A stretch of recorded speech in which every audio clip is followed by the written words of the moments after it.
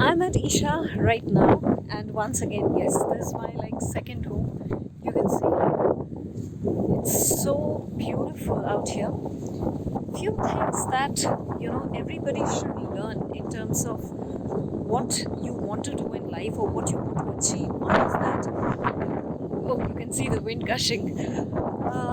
If you really want to do something, just be at it, because with your determination, your consistency, most importantly, you will achieve it. That is one. Second thing is, do not worry about the consequences.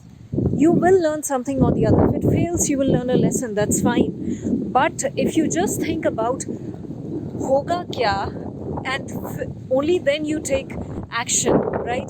Whether I want to go for this course, whether I want to buy this book, or whether I want to do this, sahi hoga kya? So thinking that majority of the people don't even start. That's a basic thing.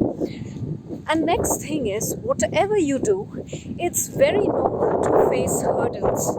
It's very, very normal to face roadblocks. But that does not mean you give up over there. So the third thing is, whatever roadblocks or challenges you have on the way, just go above and beyond that and go through it to make it happen. So always remember, whatever you are trying to do or achieve in life, first thing is start working on yourself.